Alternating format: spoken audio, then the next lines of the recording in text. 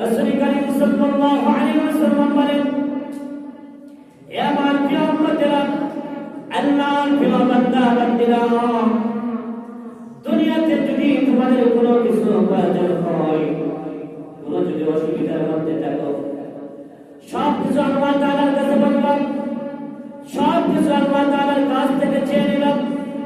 এমনকি তোমার যদি পায়ের একটি জুতা আছে, ওই জুতার স্যান্ডেলের ভিতরে যদি ছেড়ে যায়, ওই স্যান্ডেলকে ঠিক করার জন্য যদি প্রয়োজন হয়, তারপরে আল্লাহ তাআলার কাছে চাইবা, কোনো মাখলুকাত কোনো মানুষের নিকটে চাইবা না। সুবহানাল্লাহ। রাসূল করিম সাল্লাল্লাহু আলাইহি ওয়াসাল্লাম বলেন, এ আমার প্রিয় উম্মতেরা, আল্লাহ তাআলার নিকটে চারটা জিনিস থেকে পানা চাইবা। কয়টা জিনিস? চারটা জিনিস থেকে পানা চাইবা। তার মধ্যে থেকে একটি হলো আল্লাহ তাআলার নিকটে কবরের আযাব থেকে পানা চাইবা। কারণ বড় মানুষ মৃত্যুবরণ করার পরে সর্বপ্রথম অজ্ঞান হলো কবর। আল্লাহ নবী সাল্লাল্লাহু আলাইহি ওয়াসাল্লাম বলেন, আল কবরু রাওযাতুন মিন রিয়াজিল জান্নাহ আও হুফরাতুন মিন হুফারিন নার। কোন মানুষের জন্য আল্লাহ তাআলা কবরকে জান্নাতের বাগান, ফুল বাগিচা, ফুল বাগান বানিয়ে দেবে। আর কোন মানুষের জন্য কবর হবে জাহান্নামের একটা গর্ত, সব বিচ্যুতের ঘর, পোকামাকড়ের ঘর হবে, কষ্টের ঘর হবে, আযাবের ঘর হবে। এজন্য আল্লাহ রাসূল সাল্লাল্লাহু আলাইহি ওয়াসাল্লাম বলেছেন, এ আমার উম্মতেরা, দুনিয়াতে বিশেষ করে চারটা জিনিস আল্লাহ তাআলার কাছে পানা চাইবা। এক নম্বর হলো কবরের আযাব থেকে আল্লাহ তাআলার নিকটে পানা চাইবা। আল্লাহ রাব্বুল আলামিন আমাদের মধ্য থেকে আমাদের মধ্যে যারা কবরের মধ্যে চলে গেছে, সেগুলোর কবরকে আল্লাহ তাআলা জান্নাতের বাগান বানিয়ে দিবেন। সবাই বলে আমিন। আমরা যারা জীবিত আছি, একদিনে দুনিয়া থেকে মৃত্যুবরণ করতে হবে। আল্লাহ তাআলা আমাদের সবাইকে কবরের আযাব থেকে রক্ষা করুন। সবাই বলে আমিন। এজন্য রাসূল সাল্লাল্লাহু আলাইহি ওয়াসাল্লাম বলেন, হে আমার উম্মতেরা, তোমরা কবরের আযাব থেকে পানা চাইবা। দুই নম্বর হলো জাহান্নামের আগুন থেকে পানা চাইবা।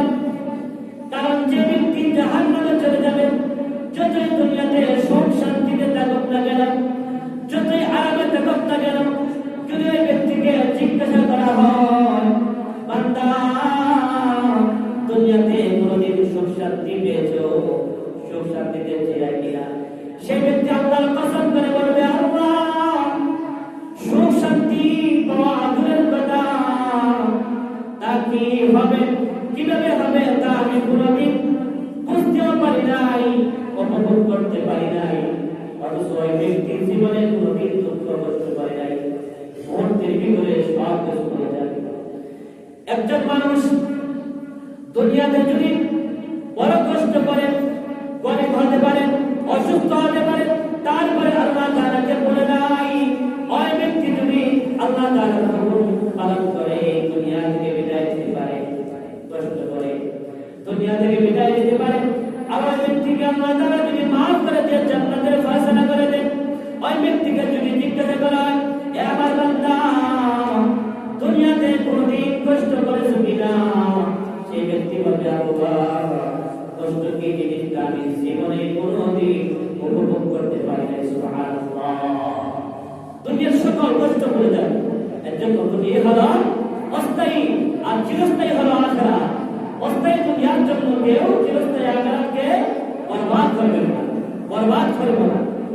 এর জন্য রাসূল সাল্লাল্লাহু আলাইহি ওয়াসাল্লাম বলেন, এ আমার প্রিয় উম্মতেরা, তোমরা জাহান্নাম থেকে আল্লাহ তাআলার কাছে পানা চাও। আল্লাহ তাআলার কাছে আমরা পানা চাই। আল্লাহ তাআলা আমাদের সবাইকে জাহান্নামের আগুন থেকে, জাহান্নাম থেকে মুক্তি করুন।